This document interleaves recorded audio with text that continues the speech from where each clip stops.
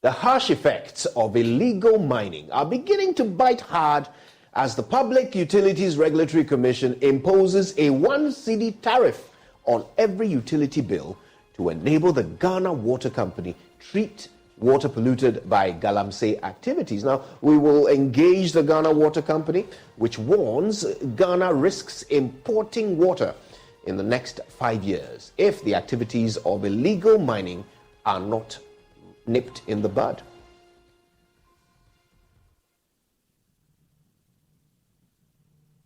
Also this afternoon, leadership of the coalition of aggrieved customers of Men's Gold Ghana have been invited by the Economic and Organized Crime Office after they petitioned the outfit to arrest the CEO of Men's Gold, Nana Appiah Mensah, for allegedly from already impoverished members on the pretext of validating their accounts for payment of their locked-up investments. Stay for the details and the outcome of that meeting.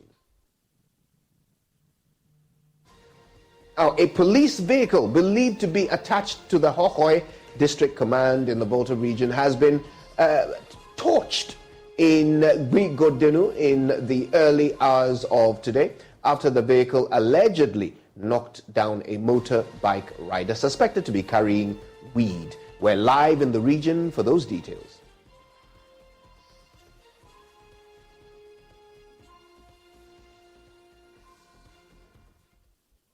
That's right, that and more today on The Pulse. It's a pleasure to bring it to you. My name is Kujo Yankson. Good afternoon.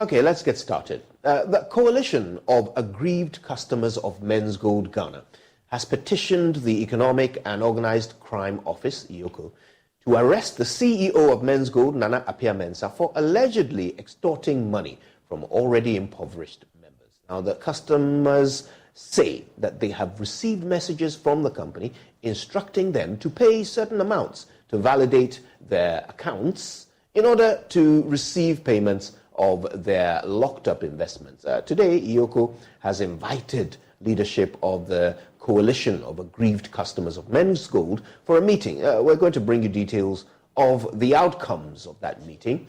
First, though, data analyst with our research desk, Kofi Ejay, runs us through a background of this Men's Gold saga. Kofi, it's good to see you. You too, Kojo. Well, now let's look at the Men's Gold saga. This is why it is so big.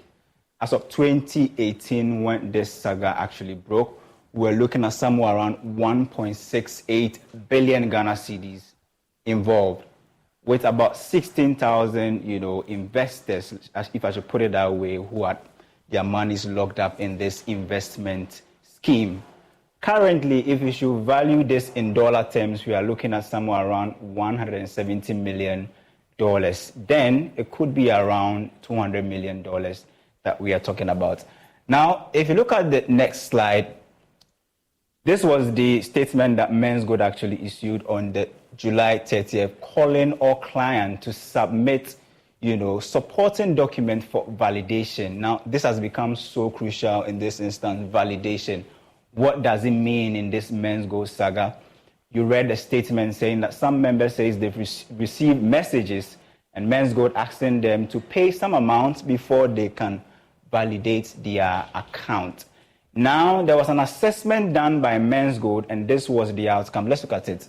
So according to Men's Gold, all those who submitted claims or supporting documents for validation, about 60% of these claims submitted to Men's Gold were deemed as defects. They had some sort of defect in terms of the information or supporting document that they submitted to Men's Gold for validation.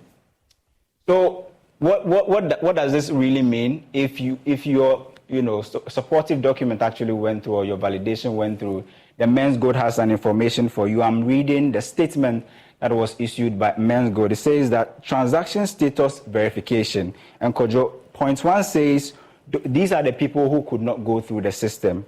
People who had irregularities or inconsistencies of the records on the face of the document. Now, those who had fake supporting documents were deemed as, customers with not valid supporting documents, fake authorized signatures or unofficial transaction endorsement stamps, transaction that has been exhausted 12-month cycle, and then false claims, illegitimate claims, and all of that. Amongst it, there are about 10 of them. But I want to take you to the touch screen again. It says that July 10 called on the client to submit a supporting document. We've already spoken about that. But with this men's gold, if your claim actually went through, what does it mean? Men's gold is saying that all valid transactions are assigned a full debt settlement, a defined date, clearly indicating they are eligible, reported to be honored via a direct bank wire, transfer, a copy of the SWIFT advice, which shall be filed at court of law. Now, this is very interesting. Men's Gold is saying that they have some sort of challenge. They can't go around establishing, centers across the country. And so they are going to use an online or digital means to, verify the claim, the payment, and all of those things. So if you are part of the 40% that your payment or your validation or your documents went through, Men's Gold is saying they are assuring you that you're going to have your payment. But 60% of you who, sent your supporting document, Men's Gold has a very simple message for you. They say that, the documents you submitted were not fit for purpose. They had a lot of false claims in there, and so they cannot go ahead with the processing of the document. Kojo. Right. So, we do have some information coming in from the Attorney General's office. We understand that the Attorney General has filed charges against Nana Appiah-Mensah, known popularly as NAM1, and the court has fixed a hearing for the 19th of September. We have the details of the charges here. I'm reading directly from the charge sheet. It says, count 1, selling gold contrary to section 99(1) of the Minerals and Mining Act 2006, which is Act 703. The particulars of the offence are that Nana Appiah-Mensah and Brew Marketing Consult Limited, who are the third accused, if you will. So the first accused is Nana Appiah-Mensah, the second is Men's Gold Ghana, and the third is Brew Marketing Consult Ghana Limited. So it says here, Nana Appiah-Mensah and Brew Marketing Consult Limited between 2017 and 2019 in Accra, in the Greater Accra region of the Republic of Ghana, sold gold to members of the public without a license. Count 2 is operating a deposit-taking business without a license, contrary to sections 6.1 and 22.1 of the Banks and Specialized Deposit-Taking Institutions Act 2016. That's Act 930. Again, the details follow. Count 3, inducement to invest contrary to section 344 of the Companies Act 2019, which is Act 992. And again, the details are there, that he induced members of the public to invest 1,680,920,000 Ghana cedis. That's 1,680,920,000 Ghana cedis in Men's Gold Ghana Company Limited by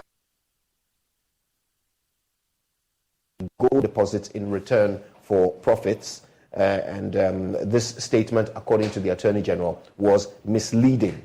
The fourth count is defrauding by false pretense, contrary to section 1311 of the Criminal Offences Act 1960, Act 29. And here again, Nana Appiah-Mensah and Men's Gold Ghana between 2016 and 2018 are accused of doing exactly this by representing Men's Gold as a company licensed to take gold deposit in return for profit on the value of the gold deposit, which according to the Attorney General, they knew to be false at the time of making this claim. The fifth count is defrauding by false pretense, contrary to section 1311 of the Criminal Offences Act 1960, Act 29. And again, Nana Appiah-Mensah and Brew Marketing are accused of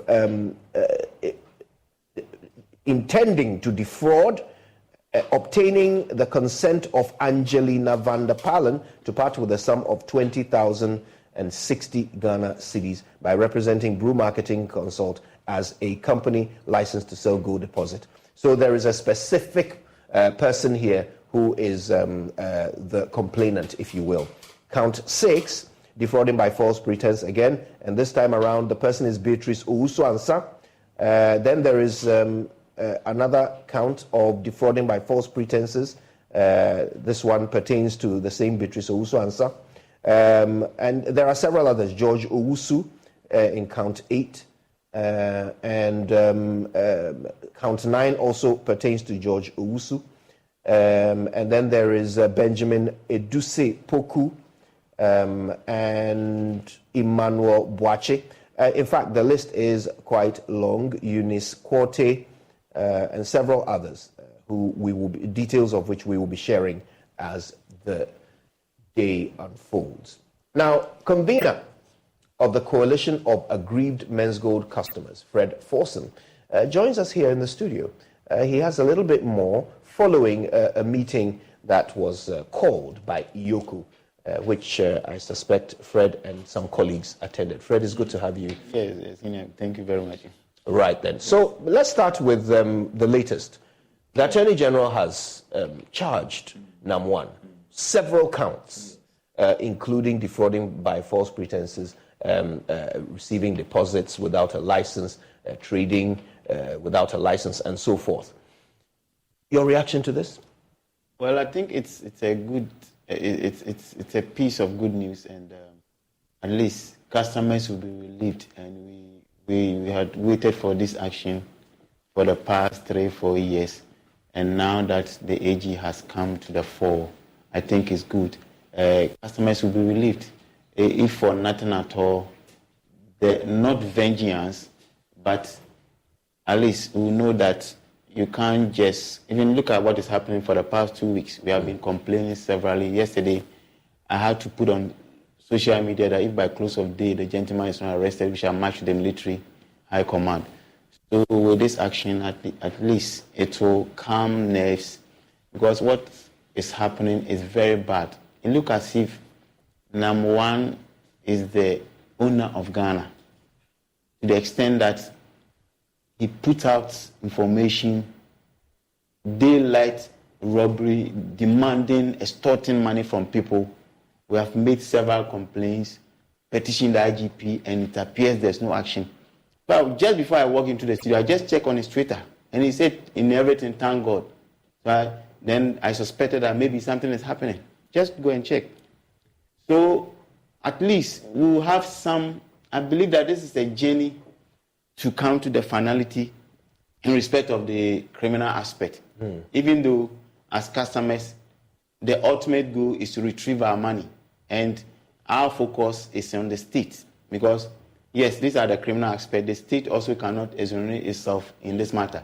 And this is a typical example that the state always renege on its responsibility. For 2 weeks, we haven't heard from SEC, we haven't heard from Bank of Ghana. The gentleman is extorting money from the public. No statement. So even yesterday, these are the content of my words, of my post, that they will wait, sit down for this gentleman to continue to extort money from us. Then later on, they will issue a series of presses. Then finally, they come and say, we want them. Meanwhile, you are supposed to take action. So I think we welcome this news, and we want to see more action, and we want them to fast track it. So that, because it's like we have wasted 3 years. For a long time, the view was that, the view among many of your members was that the government will never prosecute NAM1. There was even a time when the IOCO boss was asking questions about our existing laws and the suitability of those laws for prosecuting NAM1. That didn't go down well with some of you. With us. Does this restore your faith in the intent of the state to protect members like yourself? At least it is said that half a loaf is better than none. At least something, the AG has gone further to sort of, I haven't seen the details or the particulars of the charges. I'm just taking this from you. But at least he has given some indications all right, that those charges that we were being thrown about, now is being crystallized. On the 19th of September, we shall be in the courts and witness how the whole thing will start. And so I think it's a good start, and we want to commend the AG, even though it's late in coming, but at least it's sort of let us know that justice, even though we don't know the outcome of it, but it's a good start. That's what I'll say for now. And we are also cautious, because at the end of the day, it's our money that we want. Yes, these are criminal charges, and in Ghana here, with our jurisprudence, the criminal prosecutions have two outcomes. You understand? It's either a head or a tail. So at the end of the day, our money is more. We are also looking at the money, and the AG, even though we have some engagements for the past 1 year, the coalition leadership have had several engagements with him in respect of this case, and even how to retrieve our money. So even as he's going about this, would wish him, if I had met him one-on-one, I would also suggest that he should also suggest, since being the legal advisor to the president or the government, as to how customer could be settled, because it's past. For 12th September will be 50th year that the incident happened. Let me ask you this. You know that very often we've had conversations about this men's gold situation, Yes. and I always challenge your position. I always challenge this idea of whether or not you and your colleagues, all of you, are victims in the true sense of the word, or whether you didn't seek an investment which went bad. Now, I'm bringing it up again because not so long ago, a couple of weeks ago, he asked for people to come and pay, people who he owes, to come and pay him to pay them. And some of your members did.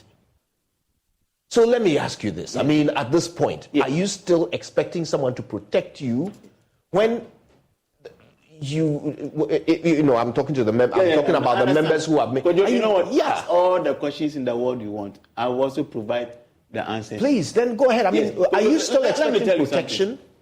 You see, what I've come to realize is that to be vulnerable, it is not tied to your education or your development, but it's due to the circumstances. Could you believe that there are PhD holders who have even fallen victim to the current scam, the 650 Ghana?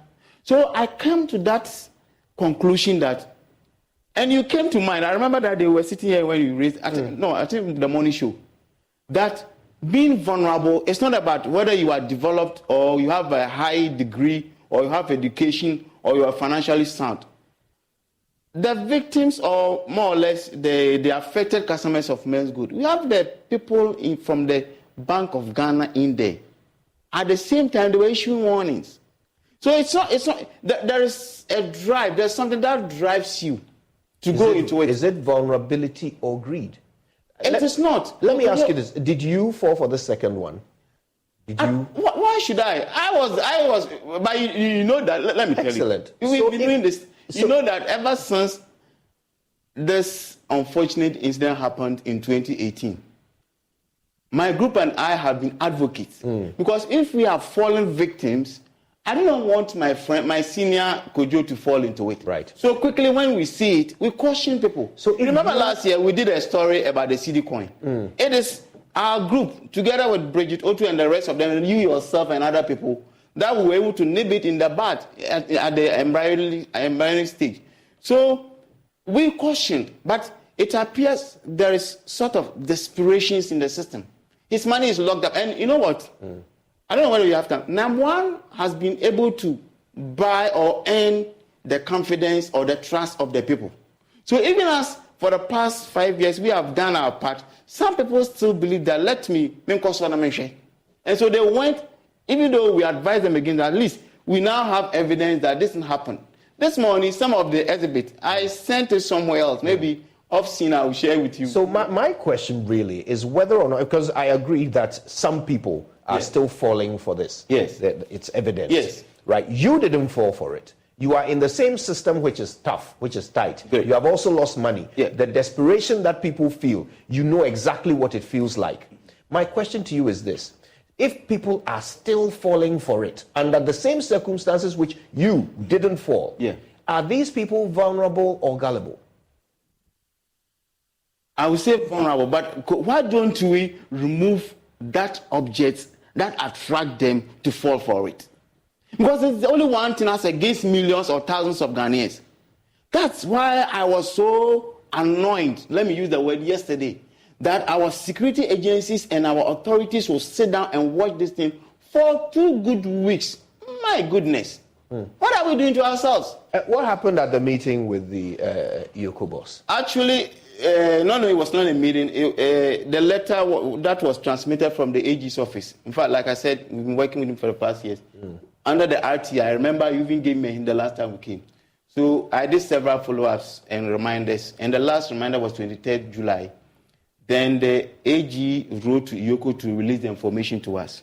So I did a follow-up last Thursday at their legal department. And today, when the invitation was that they acknowledge, this is the letter, maybe you can have a look at, they acknowledge receipt of the letter and still saying that they are in the process of compiling the data. Right. Yes, I wasn't happy with that. The word that the chief executive added, the last letter, that even though the case is still active. Yeah, the AG knows that the case is still active and he wants you. I believe that this does not mean that this will cause the delay of the release of the information. I don't know. I don't know whether you know what I'm thinking about. If you add that the case is still active, does it mean that this prevents you from releasing the information? Because we need the information to enable us progress with whatever civil route that we are also pursuing with other authorities. To be fair to both sides, could it simply be that because the case is active, the information is not held in one place, there might be various officers taking custody of various parts of the information, for which reason there is a need for collation of that information? No, the AG was categorical. According to Section 2 of the Act 9, the Right Information Act, it says that when they are not seized, the AG is not seized, the institution that has it, and the Yoko is under AG. So AG knows that you are seized with the information. So it's not like they think that the information, some is in Kwanta, some is in Apiuska, or some is here. They believe that the AG has the information. As the transmitter letter that I think I even shared it to the production team of something. So we expect them to just give us how much gold was confiscated, how much was in the bank account, how many vehicles were sold, and how much were the total sales realized and stuff like that. There were about 14 points that we raised, that we wanted responses. So they say they are compiling the information for you. Yeah. But there isn't a timeline here. So what's the next step? I'm going to go back to read the acts again. Because the other one, the chief director made a statement and it took us almost a year.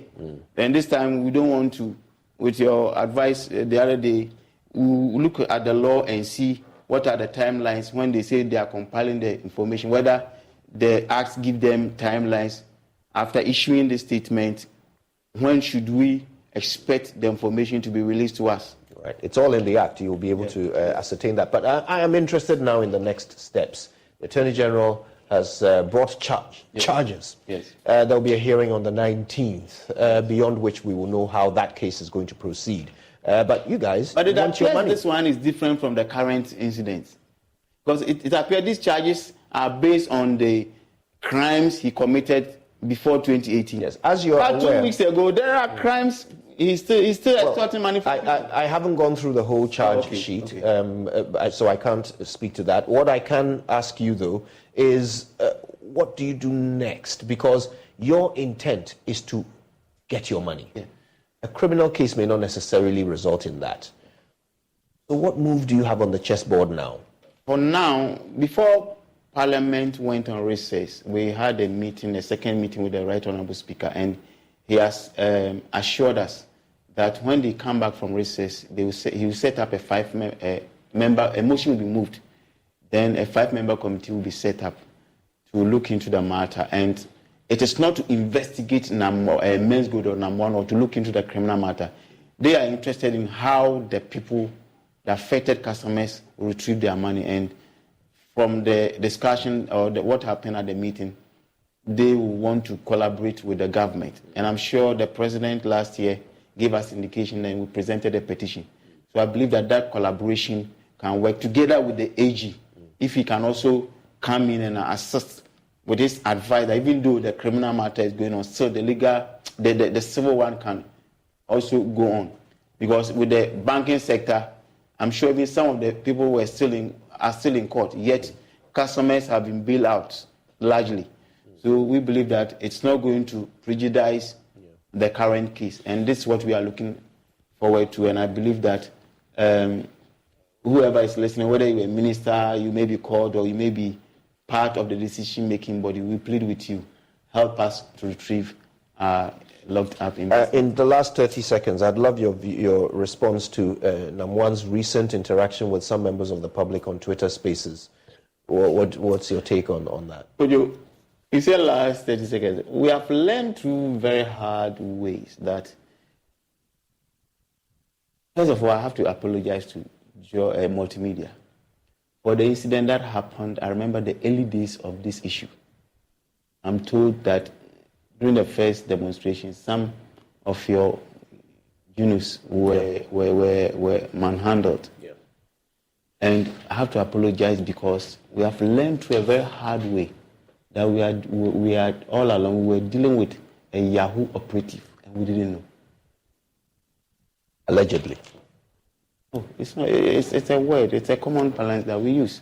I have to say allegedly. If you tell me that you owe me, I should give you 650 Ghana for you to find out whether you are indebted to me. It's an insult.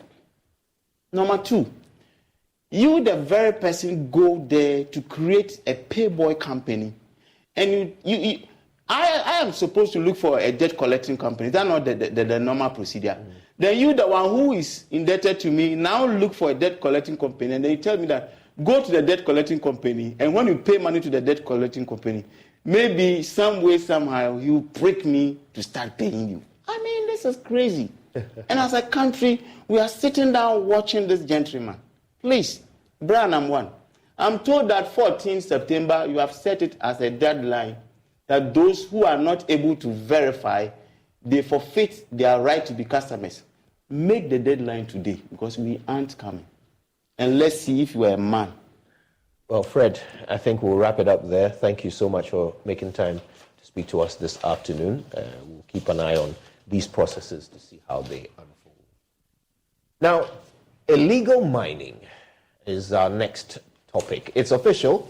Customers are now going to pay 1 Ghana cedi on every water bill to enable the Ghana Water Company properly treat water at the various pumps. Now, the Public Utilities Regulatory Commission, which approved this request in last week's tariff adjustment, says the cost of treatment has become extremely expensive due to activities of illegal mining or galamsey. Ghana Water had warned that they may be forced to shut down the treatment plants due to the impact galamsey was having on its operations. The Executive Secretary of the PURC, Dr. Ishmael Aka, says the cost imposed on customers is to help keep Ghana Water running. For water, I think the major drivers, one is the price of electricity. However, because we said the industrial customers will experience no increase, this time it didn't have any effect. The major driver for water is the cost of chemicals. So before, recently, they were using a chemical for water treatment.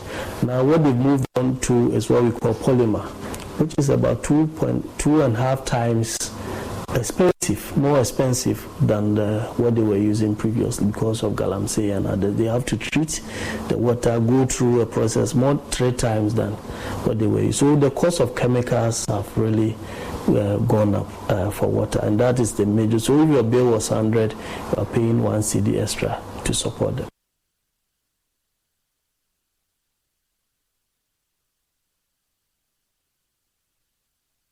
All right, now let's talk to the General Manager in charge of operations at Ghana Water, Stanley Marty. Stanley, thank you very much for your time with us. Now, let me ask you this. You are compelling me, as a Ghanaian, to pay for you to solve a problem I didn't cause. How is that fair?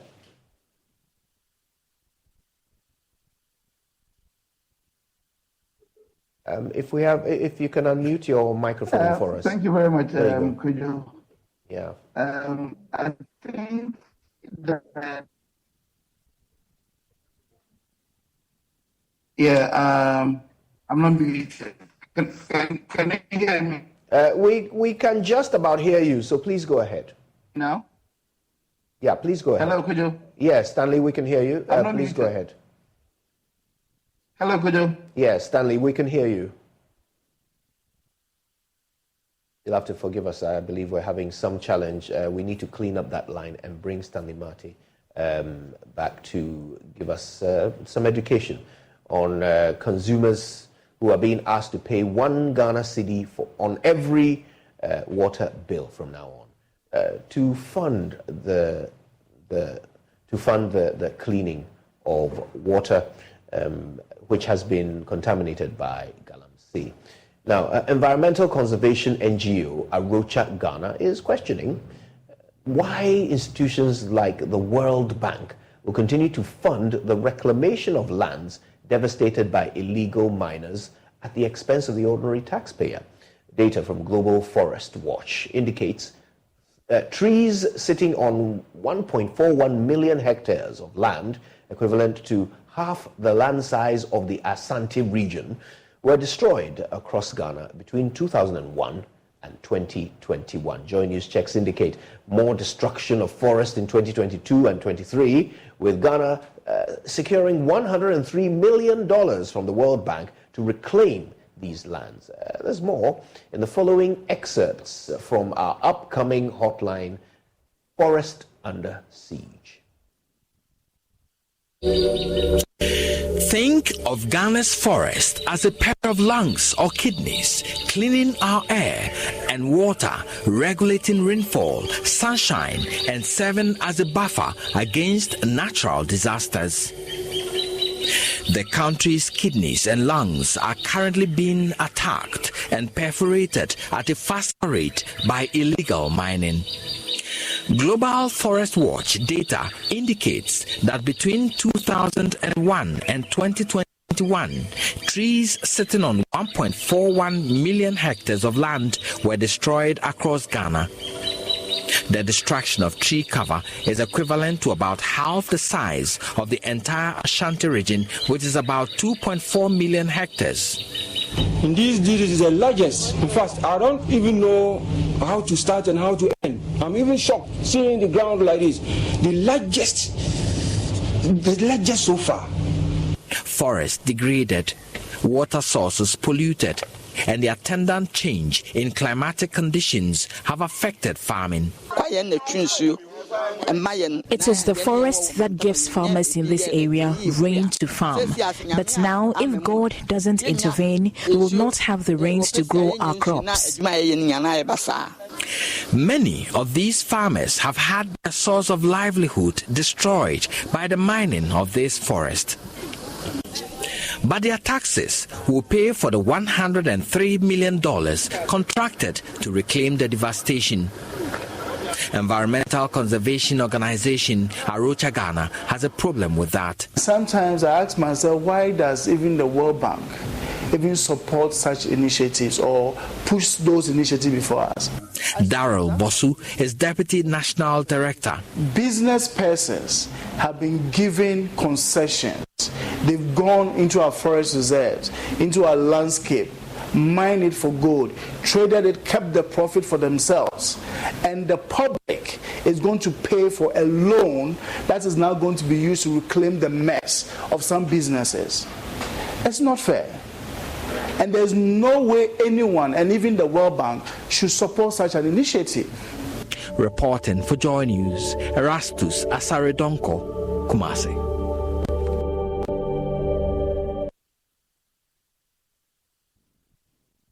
All right, now let's get back to the earlier conversation, also galamsey related, if you will. Ghana Water Company is compelling Ghanaians to pay 1 Ghana cedi on every water bill to help with the cost of purifying water which has been contaminated by illegal mining. Stanley Mate joins us from the Ghana Water Company. Stanley, I believe we have a much better line now, so I'll ask that question again. You're compelling me as a Ghanaian to pay for you to fix a problem that I didn't solve. I didn't cause, sorry. How is that fair, Stanley? Okay, thank you very much, Kojo. I hope I'm clear now. Yes, we can hear you. Yes.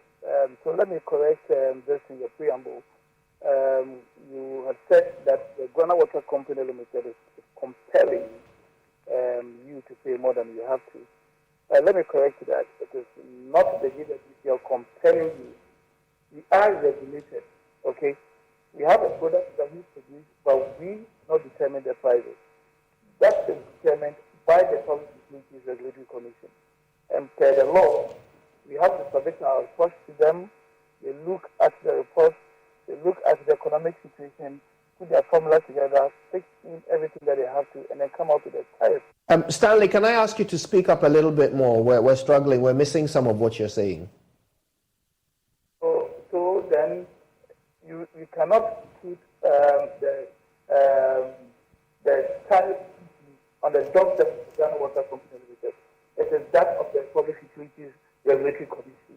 I hope you clear now. You can hear my voice clearly now. Yes, we can hear you. Okay. So when it comes to Galamsey, I think the population of citizens involved in Galamsey should be less than 1% of the total population of Ghana. I'm just assuming. But can that be true? I'm sure. How can a percent, let's assume that there are only 1% of people involved in Galamsey in Ghana, how can 1% of the total population hold the entire population of Ghana to ransom to this extent? Why can't the 99% of us who are paying for the mess being caused by 1%, why can't we all put our loins together and then stop them from what they are doing? Okay, so this is a call to all of us. Now we have had to pay. Kojo, you are paying. I'm also paying. Okay, everybody is paying. So let us put our loins together and then fight them. Okay, when we are able to fight them and the rivers clear up, we will use less chemical and the cost of production will be lower, and definitely it will impact on the tariff, so that we all will have to pay less tariff than we are paying now. Under the circumstances, if we all do not come up together to fight the menace, then we'll all have to be paying. The Ghana Water Company will start with the process. Okay, you have to buy chemicals with foreign exchange. Now look at the way the foreign exchange is dancing against the city. Okay, so what else can we do? Now we have had to buy a more expensive chemical because the chemical that we're using previously can no longer treat the water, or can no longer coagulate the water, the silt in the water as we expect it to happen. So we have had to buy a more expensive chemical, which is about 3 times more, close to 3 times more what previously we were using. Now, how can a Ghana Water Company survive if we do not increase the cost of water or the price for water? So the PLC, in their wisdom and per the calculation and per the law, have put together the tariff for us to pay. For us as a company, we do not have control over it. We can set our own tariff. If we have to set our own tariffs, I'm sure it will be more expensive than we are seeing now. So if we all do not want to pay more, then let us talk to our relatives. Let us, in our own way, stop the few recalcitrant citizens amongst us to stop what they are doing. Then we can have very clear river bodies, very good raw water. Then we can, cost of production will be low for us to pay less. Now, Stanley, we have designated institutions where we pay people salaries to ensure that our water bodies are kept safe, to ensure that people don't break the law, people don't mine illegally. They collect salaries every single month, which we pay.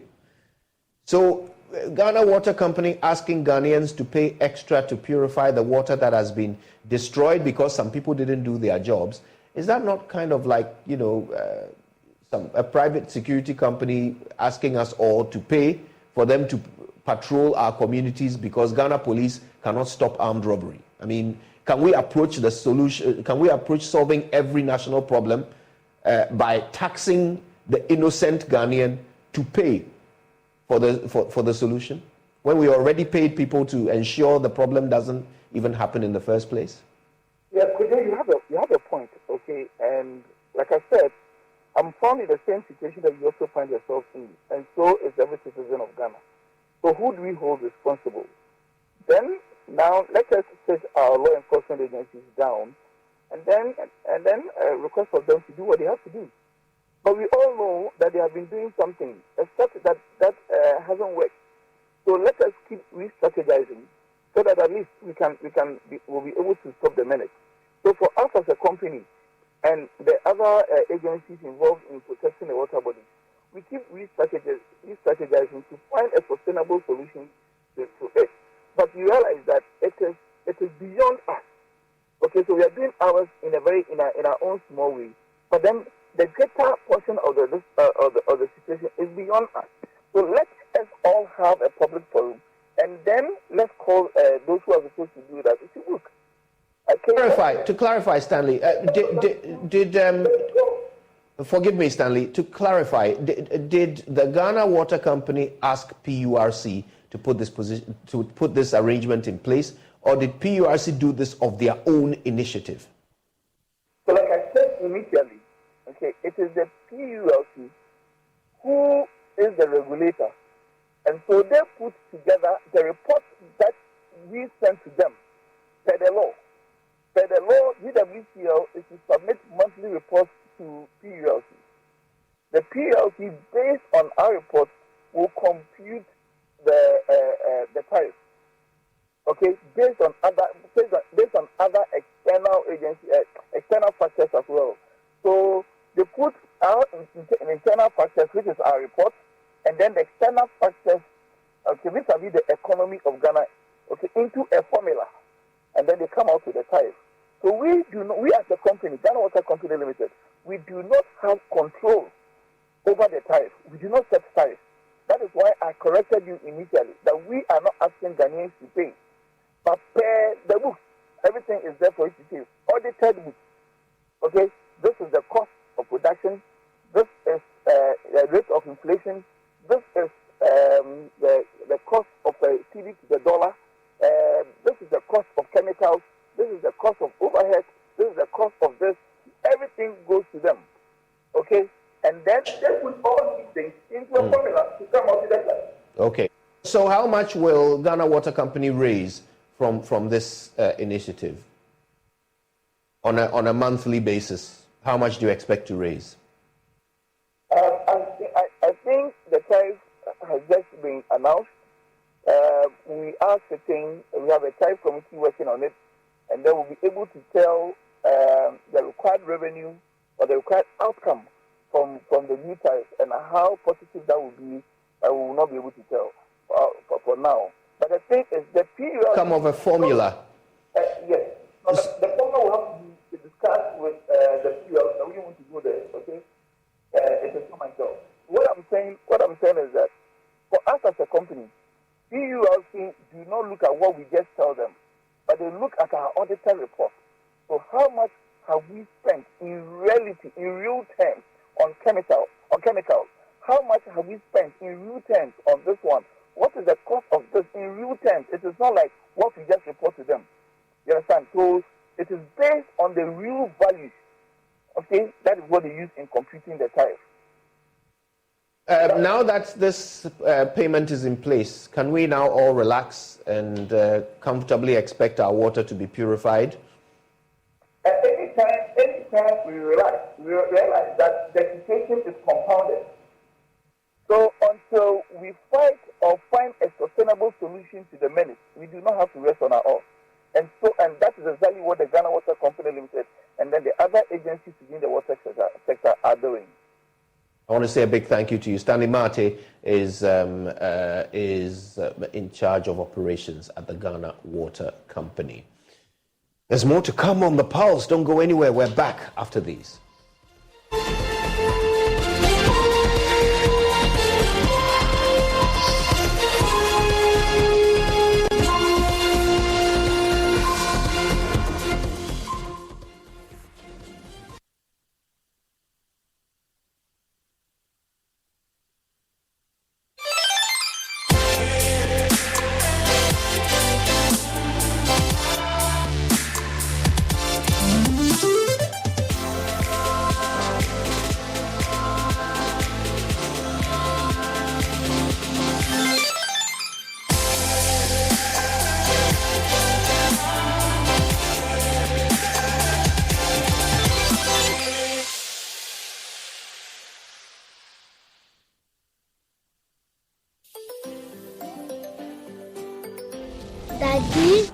Daddy, this tank is big. Yes, that's true. It can store a lot of water. That's so true. Wow, it has a working tortoise on it. That's so true. I can see S-I-N-T-E-X.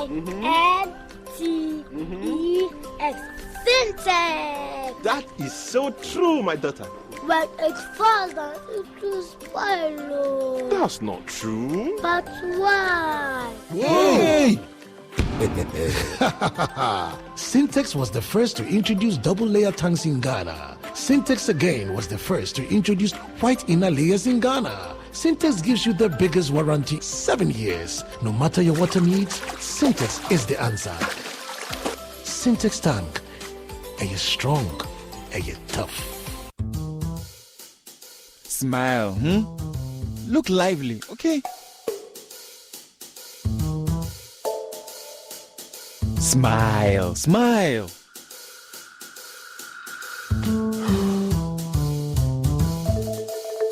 Is the money too small?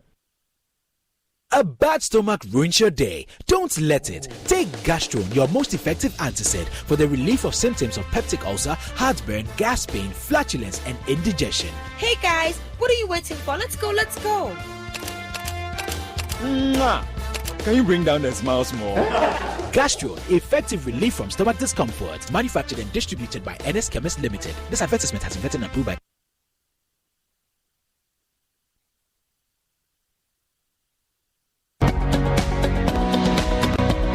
So, J24 Foods started close to 10 years ago.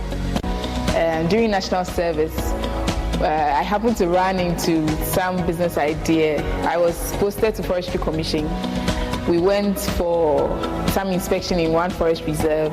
I met with the forest manager who introduced me to beekeeping. And myself, I've been an entrepreneur growing up. So I picked up the idea because I knew that along the line, even if I get a job, I was still going to venture into the passion of doing business myself. Judith had no idea about beekeeping but decided to give it a try. With the growing middle income earners in Ghana, even as far back as close to 10 years ago, I felt that it was something that could sell. This Wednesday on TV, radio, online, and on ground, the Joy Business Van, powered by Joy Business and supported by Bank, the Pan-African Bank, and MTN. What are we doing today?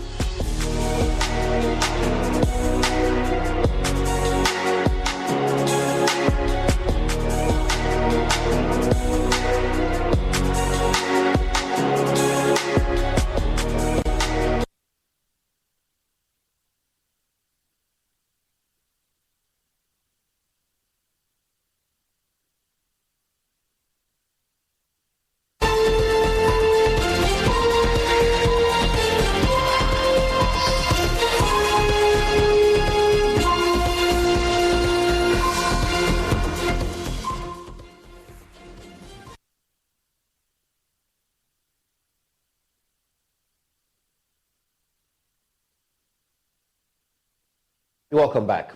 Now, just this morning, news came in that a group of senior Gabonese military officers have announced today that they have seized power shortly after the state election body declared President Ali Bongo the winner of Saturday's general elections. Now, Gabon's President Ali Bongo has held power for 14 years after taking over from his father, Omar Bongo. This happened in 2019. Now, appearing on state-run television, the military officers declared the nullification of Saturday's election results and the dissolution of state institutions, as well as the closure of all borders until further notice. Gabon becomes the second African country to experience a coup just this year, following Niger. Now, as these things unfold around us, Niger and Gabon being the latest countries in Africa to go by way of coup, following Mali and Burkina Faso, it starts to become apparent that the unrest across this country could become contagious. So, as a nation that has prided itself in its peace and stability, what are the concerns that Ghana ought to be addressing to ensure we don't go the same way? Well, thankfully, we have an institution that concerns itself with nothing but peace. It's the Peace Council, and its chair joins us this afternoon. We're very honored to have you with us, sir. What a pleasure. For having us. Now, the Peace Council needs no introduction. You've been doing your work for a very long time. But for those who might have been living under a rock, maybe you can ease us into it by explaining exactly what the mandate is of the Council. The Act that established the Peace Council, Act 818, the Act simply says that the mandate of the Council is to facilitate and develop mechanisms for conflict prevention, conflict management, and conflict resolution, and to build sustainable peace in the country. So basically, our mandate is to develop and facilitate mechanisms for peace in this country. Now, Reverend Dr. Edu Jemfi, peace is something that Ghana has taken for granted. Yes, we have pockets of violence in some parts of our country. We've had historical, recurring violence in other parts as well. But generally, Ghana has credentials as a peaceful country. Does that sometimes make you and your colleagues feel a little bit redundant? No, I think we are concerned about the peace of this country, especially looking at what's happening within the sub-region.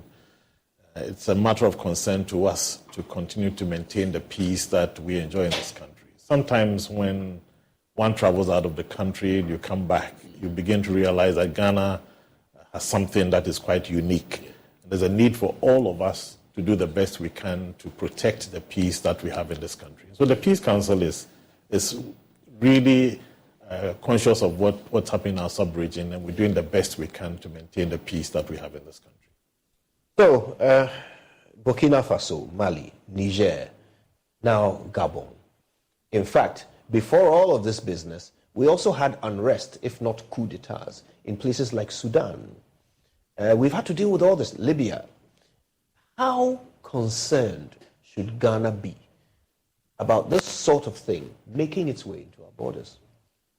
I think there's something happening around our sub-region that all of us ought to be concerned about. And we have been talking about these things to those in authority to critically look at them. And it's got to do with youth unemployment.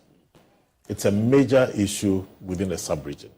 I think that we have to do everything, not only for government, but for the opposition, for businesses, to look at what can we do as a country to deal with this issue. Because if we don't tackle it, we are likely to have major problems on our hands going forward. Are they listening to you? Well, I think they are. We've had several meetings and we've pointed out these things, that these are concerns that we see. And we think that it's a major issue that must be tackled. What exactly has been your advice? What specific things have you been advising government, opposition, stakeholders to do to prevent such outcomes? Well, the first thing is that there ought to be employment avenues. And we see now that we have free SHS, which turning out a lot of students coming out, we have to find the avenue to engage all of them. Also to provide resource to ensure that once they get out of school, they will find something to do. And this is not only the concern of government. I believe that there's a need for some form of a national dialogue to discuss this issue. Because one government will go, another government will come. And if we don't deal with it, everybody will inherit the problem. There's a need for some form of consensus for us to discuss this issue. What do we do? How do we engage businesses, entrepreneurs, to look at the options that are available and find some solution to this problem? Now, earlier I mentioned recurring pockets of violence, which we had to live with in some parts of our country for a very, very long time. Spilled over into violent attacks and so forth. They still happen. What would the Peace Council say has been your achievement in this area? Do you feel that your presence has in some way helped this situation? I think we've done the best that we can. But it's important to put on record that currently the Peace Council has about 292 chieftaincy conflicts in this country. And on my way to the studio, I had a call from another location where something is coming up. And I asked them to file a complaint with our complaints department to see what we can do. Now, this has a reason, partly because in the past, nobody looked at land as it's being looked at now. For those of us in Accra, when I came to Accra initially around the mid-80s, anybody who lived around Ofankor in those areas considered out of Accra. Damfa area, nobody looked at those places. But right now, people are living way out of Accra and coming back into the city. So the need for land has become an issue. Now, chiefs who didn't seem to have given serious attention to their land boundaries in the past are now critically looking at them. Some are trying to also encroach on others. So that has raised a lot of concern for us. And we're doing the best we can to tackle a lot of these things. But the Peace Council cannot do it alone. We need the Minister of Chieftaincy and Religious Affairs to be involved in this matter. And also, the judiciary should also come to our aid in resolving this. So we need a collective effort to deal with this matter, because if we leave it only in the hands of the Peace Council, we will go in to mediate. But at the end of the day, the laws must be established, boundaries must be set, people must be made to understand that you can't go beyond these things. Those are the concerns and the challenges we are dealing with. Are these institutions responding to your calls? You know, chieftaincy, the judiciary and so forth. Are they engaging? Yes, we're engaging all of them. We've had meetings with them, and we're hoping that we'll still engage them further to ensure that we deal with some of these issues. Is it expensive to run the Peace Council? It's quite expensive, but we don't have all that it takes. Currently, we're being supported from the Consolidated Fund, but like any other governmental institution, we know the challenges that we have. The Act establishes that we should have a peace fund. So 2 years ago, we launched the peace fund. Unfortunately, we didn't get the support that we actually needed. Most of our running expenses in terms of salaries of our staff, capital expenses, and goods and services are provided by the government.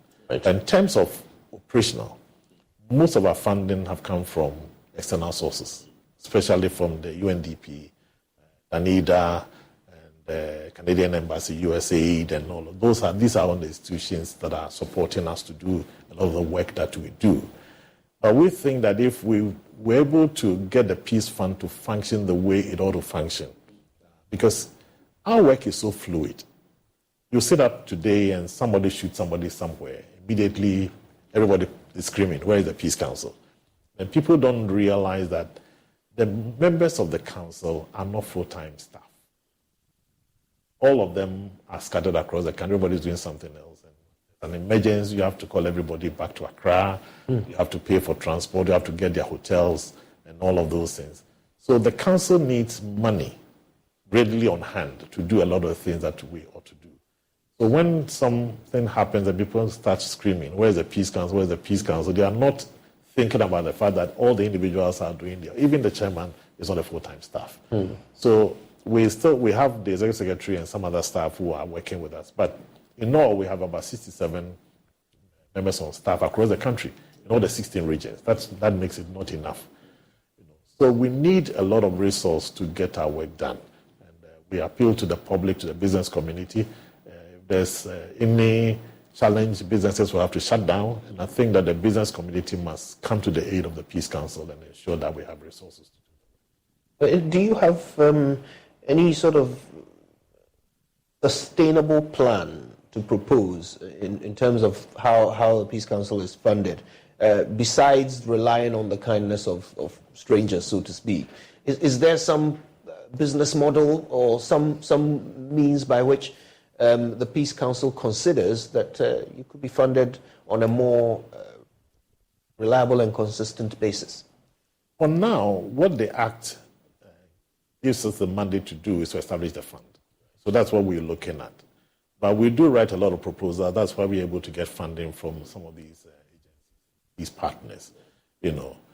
But sometimes we get worried about that because when you have external partners supporting you, they will demand reports. So after the whole program is run, you have to write a report to them. So invariably, you are sharing your national information with other people elsewhere.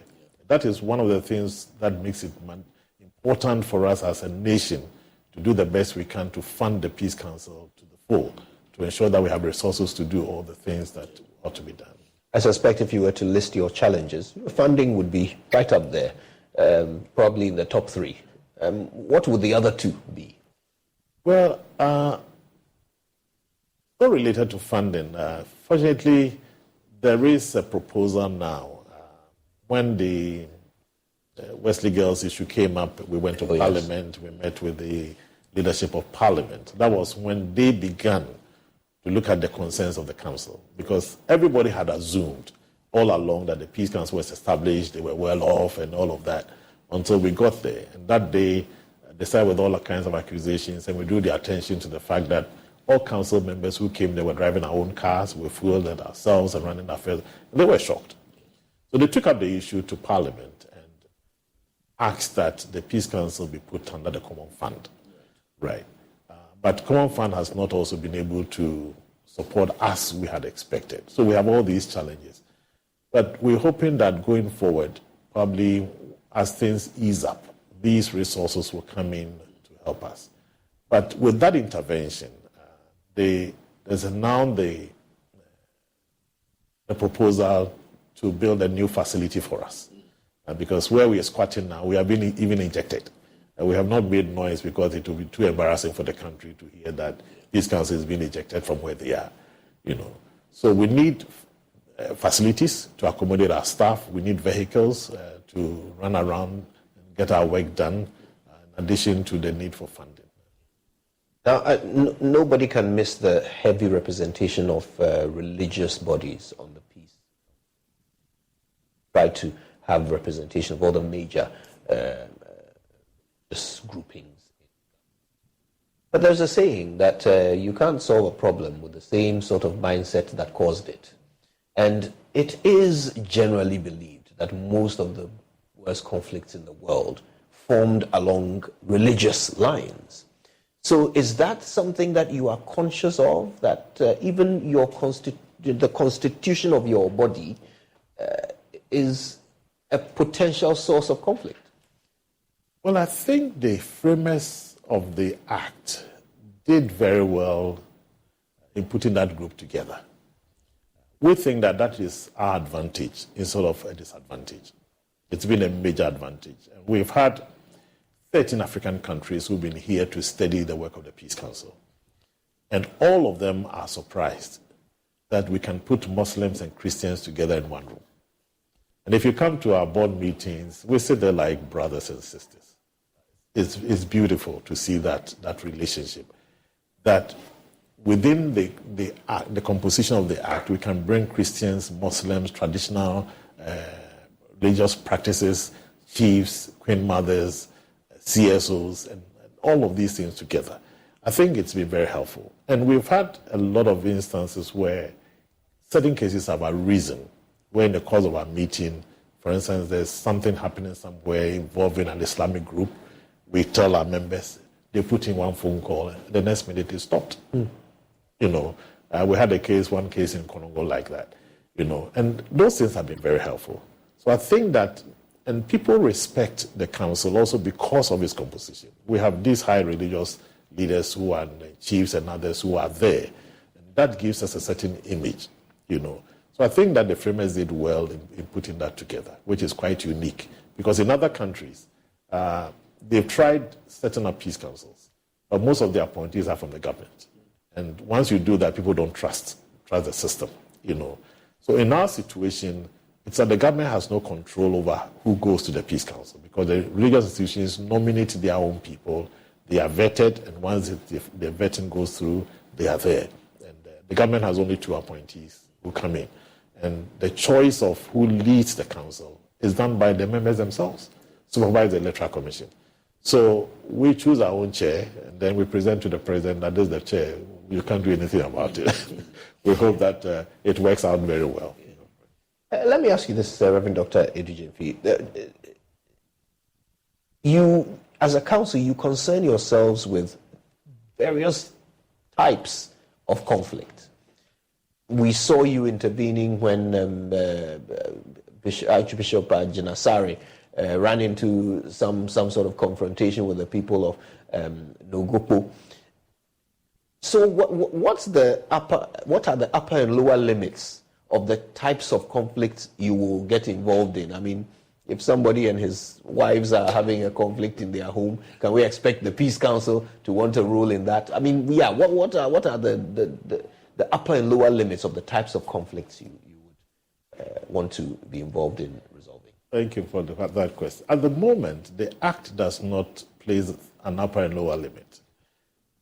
But we are working on the possibility of having an ally to back the Act that will, as it were, explain what we can do.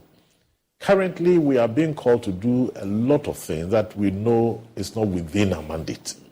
And sometimes the public does not seem to understand that this is happening. We are calling the Peace Council. They are not there. Why are they not responding? Why are they not speaking to this issue?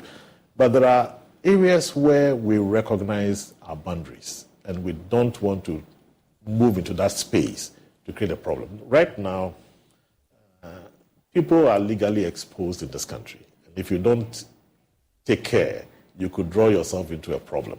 And so the council is cautious about that. And so we want to stay away from those areas where we don't have the mandate to operate. But we think that with the establishment of the LI, it will be helpful to, as it were, probably broaden some of the expectations, because the public expects so much from us. Things that are not even within, like you said, somebody in the Wi-Fi fighting, somebody who wears the Peace Council. I recall when the current parliament began and we had all those confrontations, somebody called me at 4 a.m. and asked, Chairman, where are you? I said, I'm sleeping. And I said, why are you sleeping? You should have been in parliament right now. I said, what's happening? I turned on my television and saw what was going on. I said, what locus do I have? These are parliamentarians. They have their own enclave. I can't go in there. But that is the kind of expectation that the public has. So it's a major challenge for us. But we do the best we can within that scope. Now I can't shake the mental image of you tackling Carlos Sahinkrai and asking him to give peace a chance. Dr. Edujemfi, Reverend Dr. Edujemfi, the public have high expectations of the Peace Council, but I have no doubt that leaders like yourself also have high expectations of your own organization. So what's the dream? What's the vision? What's that thing that you're hoping the Peace Council can achieve, 10 years from now? Well, our hope is that we will sustain the peace of this country. If you look at what's going on around our sub-region, especially our close neighbors, and the fact that we can stay in this country and live peacefully, this is something that we believe we should be able to sustain. So we're doing all the things that we can to do this. There are some issues that we have tackled that sometimes we don't even bring to the public domain. For instance, last year, we did very extensive work in the Volta region. When we heard the concerns of the people in the Volta region, the fact that they feel marginalized, and all kinds of things. So we went to 16 communities, stayed there with them, engaged the people, from chiefs to the lowest person, to talk to them, to hear from them. We compiled all the report, we brought it back, and then we shared it with the Minister of National Security. We went back to the Volta region for them to validate what we've done. And I think that some of these things help to mitigate some of the concerns that people have. We've done work with Queen Mothers, helping them to understand the role they ought to play in terms of the peace of this country. This year we have training for GPRT, helping them to be mindful of these extreme threats that are likely to happen. They move people around, how they ought to be mindful of who is boarding a vehicle and all of that. We've had training for fishermen and fisherwomen, one in Adan, one in Elmina, to help them to understand, much as we are all concerned about the northern part of our borders, nobody is thinking seriously about the southern part, and especially the sea. So we had to share some thoughts with them to be mindful of what they see on the high seas and the need to report and all of those things. Because currently, I think the last 1 year, we've had some form of calmness in the country in terms of piracy. Those things were coming up, and there was a need to do all of these things. We've had training for student leaders in the tertiary institutions, helping them to understand what it means to also maintain peace and be mindful of extremists who may come into their midst. Currently, we are working with secondary schools, helping them also to understand some of the students finish their exams, they burn school cars, they break levers and all of those. There's a need for us to do. So those are the proactive things that we do to ensure that we maintain the peace and the stability of this country. Let's look to 2024, big election coming up. The two major parties in this country have a lot to lose, and are certainly going to do whatever they can to win. Excesses are almost expected at this point. How is the Peace Council positioning itself to be a force for good, to hopefully prevent, or if the unfortunate happens, contain any such incidents? One of the things we did after the last election was to pull together all the major players in our election space. We took them to Adan for 4 days and had time to review the last election, all the lessons we've learned. At the end of the day, there was a roadmap drawn, some activities that were lined up to be engaged in before the next election. So the Peace Council has rolled out a lot of activities based on that. And we're still doing the best we can. We've had several engagements. We first met with the Chief Justice to look at the adjudication of parliamentary elections. We've done well with presidential 40 days or 42 days, which must be adjudicated. Parliamentary, nothing has been done. So we made a submission that they ought to look at that and shorten the time. We've had engagements with the Electoral Commission. We are still with them, still talking, trying to see what we can do going forward into 2024. We've had engagements with the parties. This year, we've seated a quarterly meeting with the political parties. So they come to our office, we talk, trying to find out what the issues are, what we can do. We've had engagement between the political parties, civil society, and the security services. We had one in Koforidua. For 2 days, we were all there to look at what civilians think about the security services and how they manage themselves.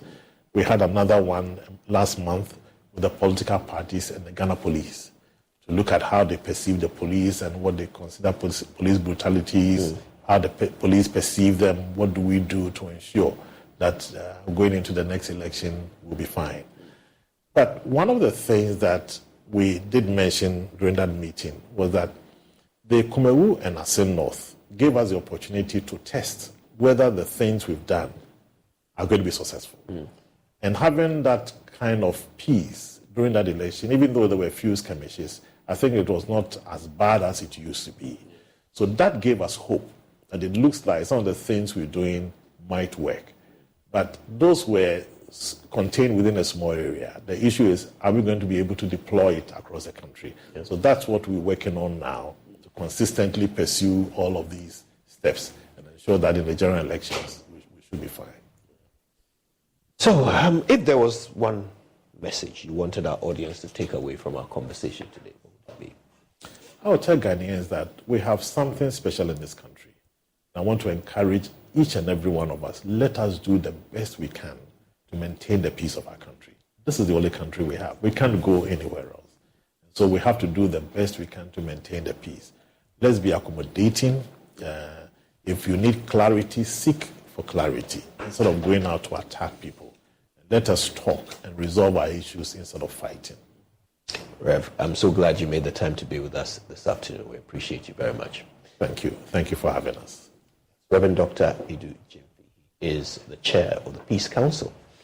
Let's do a bit of Politics now. The Asante Regional Chairman, Bernard Inchibwesiako of the NPP, says he finds it perplexing that Alan Chamanting and his team are claiming victims of abuse during the superdelegates election. According to him, supporters of Alan Chamanting equally heckled Majority Leader Oseche Mensabuzu during the elections in the Asante region. Now, he is, however, convinced that votes obtained by Dr. Mahmoud Bawumia are convincing for him to lead the party. Let's hear him.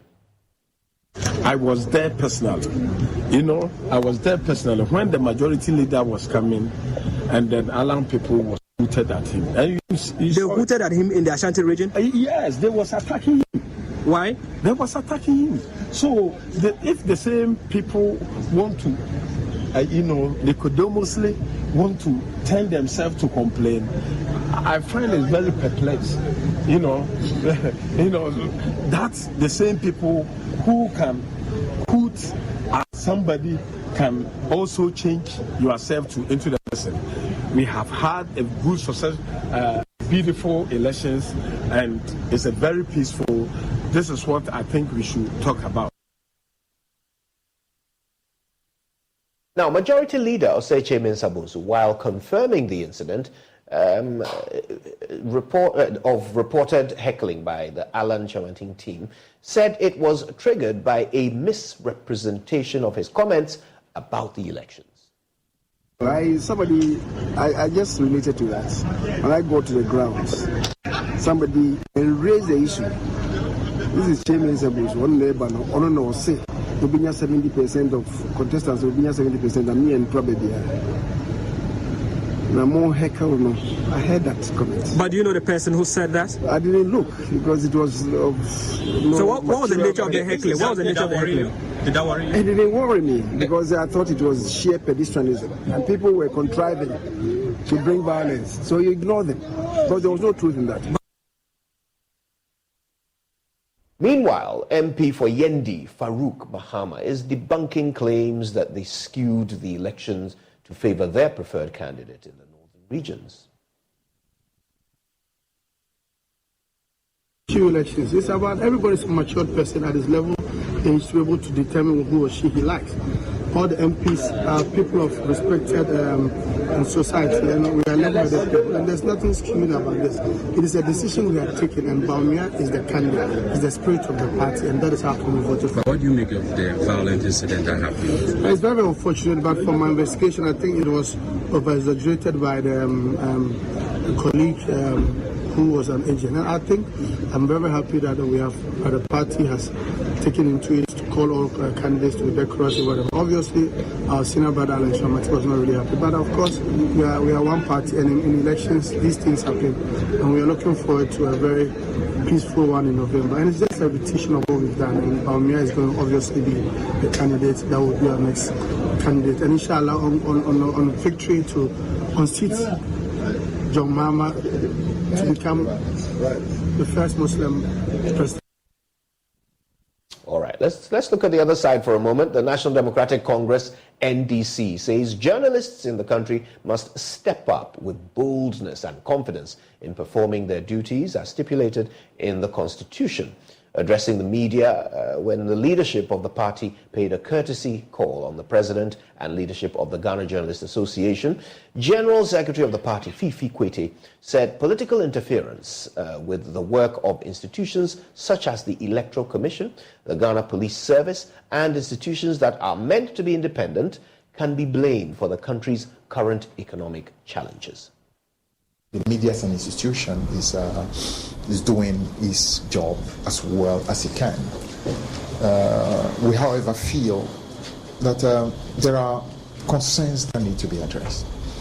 And those concerns have to do with sad instances where there seems to be a desire to return to a culture where institutions increasingly become almost like appendages of a political party, or of especially a ruling party.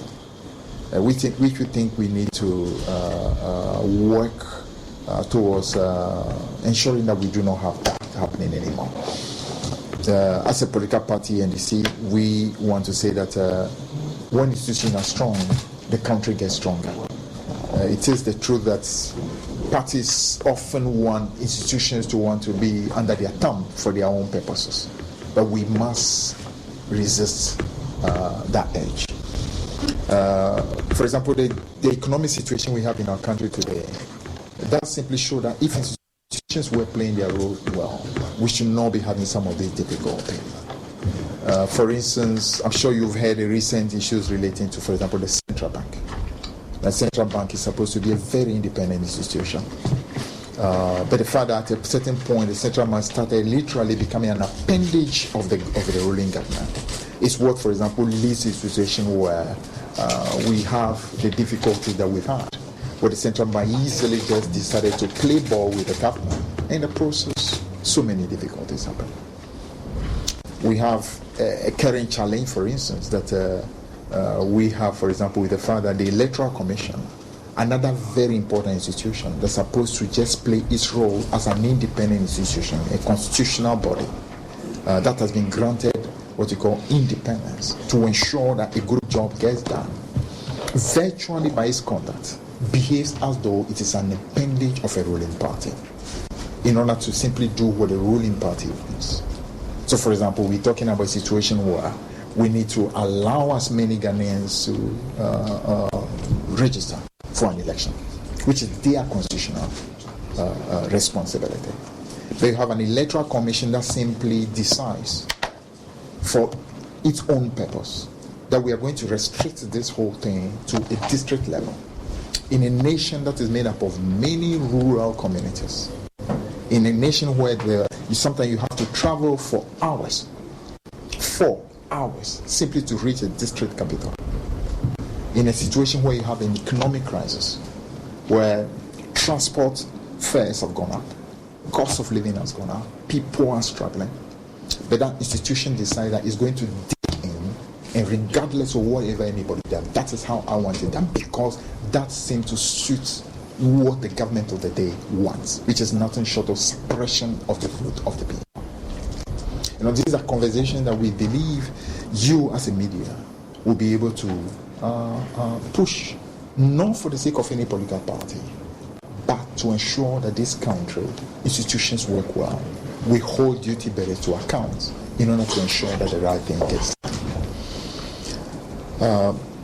The same way we seek for the media to assert its independence and autonomy and do its job, the same way we expect to be done for every institution. The police as an institution needs to have its strength and do what it's got to do, regardless of whether an opposition party is happy or a ruling party is happy. Just do its job. The same we expect for the legislature, the same we expect for the Electoral Commission, the same we expect for every other institution in the country. And that is the call we want to make as a party, that we want to encourage all of us, starting with the media, to be in the forefront of helping to ensure that all institutions play their role well. Now, we believe that if all these institutions do their role properly, the country not only becomes better for it, but we set up a system where there's not this kind of lethal struggle simply because you want to have leadership and destroy the country. We have a situation where the alternation in power becomes very smooth. Why? Because everybody there appreciates that the job at all moments is to do the best you can and let the people decide who should be in charge. As opposed to almost like this very primitive obsession we have, that as soon as you have access to power, you must corrupt institutions. You must turn them into appendages. You must destroy the businesses that support your opponents. You must create conditions that make it impossible for any other person to have a possibility of power. Yet at the same time, when you hear about a coup in another country, you jump into talking about sending military people. Meanwhile, you are virtually creating situations that could lead to the same difficulties in your own country. And so these are things that we together, as a political party, very conscious about the need for the survival of our democracy.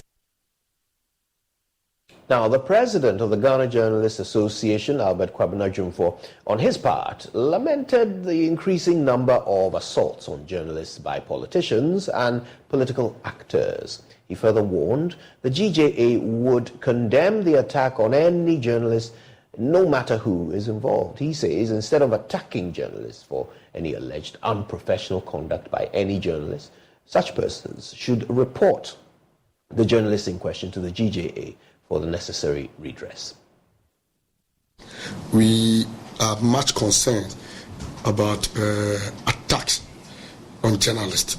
Very, very key, something I was expecting you to touch on as a leader of the largest opposition party in the country. Attacks on journalists by politicians and assigns of government has been very rampant. And we hope to collaborate with you, let you know that the media, we are partners in national development. We are collaborators. So therefore, we need to see ourselves as partners or as stakeholders and not as enemies. So we will call on you and we'll do same with all other political parties. That look, stopping and harassing and preventing media from discharging their work is not the way to go. We would rather urge that you report reckless journalists to us. Journalists who discharge their work unconstitutional, unprofessional. Yes, you report such because there is under Article 4140 of our Constitution gives us, that's of the GJ Constitution, gives us the powers to establish what we call the Ethics and Disciplinary Council. This council is there to check on professionalism and to also approve the bad ones among us. So when such situations come to attention, just report to us, let us know. But we advise that to extend to our members or the cooperation you can afford. This will mean access to your leadership for interviews. This will mean protection of journalists during your programs and campaigns. Because for us, as the current leadership, the welfare of journalists is our priority. And we will not compromise on anything which that amount to an affront to press freedom.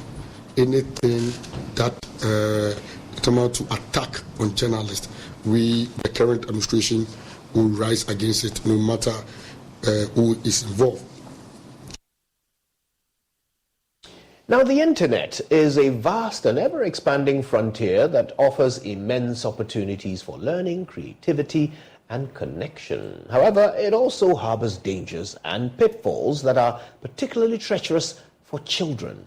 A retired Supreme Court Judge, Justice S.K. Dateba, is making a strong case for policymakers in the data protection space to deepen collaboration in safeguarding the online safety of children across the country. So how do we protect children online as the internet has become an inevitable space for the acquisition of knowledge and skills? Well, we'll speak with Child Online Africa, an NGO that advocates the protection of children, shortly. But first, let's bring you this report filed by Karen Obing. The study demonstrates the importance of ensuring digital privacy of children in Ghana. As children are increasingly exploring the digital space, stakeholders in the space believe that a lot needs to be done to protect them. Speaking at the launch of the Youth People Privacy and Trust here in Accra, a retired Supreme Court Judge, Professor S.K. Dateba, called on stakeholders within the digital space to adopt a collaborative approach to ensure the protection of children. The internet does not forgive and does not forget. So if you get your data onto the internet, that is it. It is there. And we don't want our young people to put inappropriate data about themselves onto the internet. Also, at the other end of it, inappropriate content should not be distributed to our young people.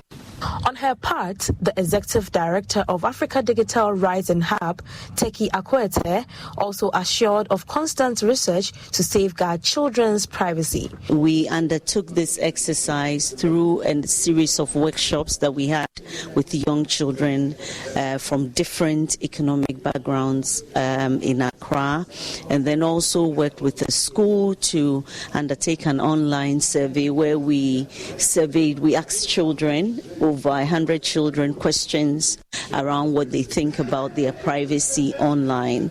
And so this report essentially captures what the young children said about their privacy. It also captures some recommendations that they made around how their privacy should be protected. Policymakers and decision makers have also been urged to find solutions to the concerns of young people about their online privacy in schools. An assurance of this, according to them, will generate more trust among young people. This is a very important issue that young people face, especially since we are exposed to technology at a very young age. It has let me know that we are, as children, we are ahead, and because we grew up knowing that we are not supposed to be the ones to talk about matters that concern us. But this program has helped me know that we do matter, and issues such as this, relevant issues such as this, cyberbullying and others, and illegal use of our data should be addressed. Karen Obain's report read to you. Okay, let's talk a little bit more about this. We're joined via Zoom by the Executive Director for Child Online Africa, Awo Aidam Amenya.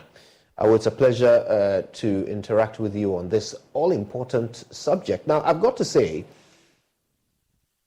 children in Ghana are increasingly tech-savvy, exponentially more tech-savvy than their parents. Yet the expectation here is that parents, as they protect their children in real life, should also be able to protect them in the cyberspace. Is this not asking too much of a generation that really doesn't know as much as it should about computers and the internet? Joe, yes. Thank you for the opportunity. And you're right to say that parents cannot compete with children when it comes to their protection or how they live online. But then if parents would just internalize things and say that, okay, much as I am protecting you offline, I could do my bit by being there for you, being a shoulder for you to lean on when you encounter an issue online. That will do us a lot of good, because communication has proven to be the best strategy in curbing some of the online infractions and dealing with them. Now, the pitfalls are real. For those parents who are watching right now, much as we don't want to give them a heart attack, I'm sure you can give us some anecdotes of some of the real dangers that our children are facing in their use of the internet today. Young people are confronted with issues of sextortion. A number of young people have had themselves recorded, either by themselves or by their friends or by people they're interacting with unknowingly. Because, adolescents come with all manner of things. And since COVID has pushed all of us into the space, some of the young people have connected, and they have friends who are luring them into things. And of course, they are having this boyfriend, girlfriend things going on. So in one way or the other, they find themselves recorded in their interactions via Zoom and Teams and what have you. Unfortunately, these young people do not know what to do when the time comes, either because mommy might have overreacted when they first came across something they consider them not to have anything to do with, or daddy might have done something or said something, or a device has been taken from them and they ended up getting the device from somebody whom they are not supposed to get it from. So there are so many things that contribute to young people's action and reactions online. But then from where I sit, I've always said that if we could put things in perspective for these young people, they will end up living and exhibiting the best characters we want to see online. What am I talking about? A young person may listen to music right now, and this young person might be listening to just the rhythm and the beats of the music. Mommy will listen to the same music and listen to the lyrics. When you put the two together, they are two different things. So when mommy is complaining about the young child listening to something inappropriate, the child says, oh, mommy, there's nothing wrong with this. The beat is good, the rhythm is good. So clearly, we need to situate things for young people in perspective, for them to understand that, okay, when you are in the space, these are the red flags. But that said, these are the guardrails that you can fall on when the need arises. So citizenship can help the young person become responsible citizens that we wish to see online. Compassion can help the young person become who we want to see them to be online. Most of us are young people at home. When we ask them, if I walk to your home, for instance, Kojo, when I walk to your young child and I say, how old are you? He might disclose his actual age to me. But when he comes online and he says that, okay, before you access this content, you ought to be 16 and above. And he knows very well that he's not 16, but he's anxious to getting access to that information. Chances are that he or she will tell a lie and create an account just to access it. How well are we as parents in our dialogue with young people, making them understand that, okay, it's okay to desire something, but once you are not ready for it, don't force yourself into it, because these are the pitfalls that you might be faced with. So do ABC. Those are the basic things. It doesn't take a PhD for a parent to hold such kind of conversation.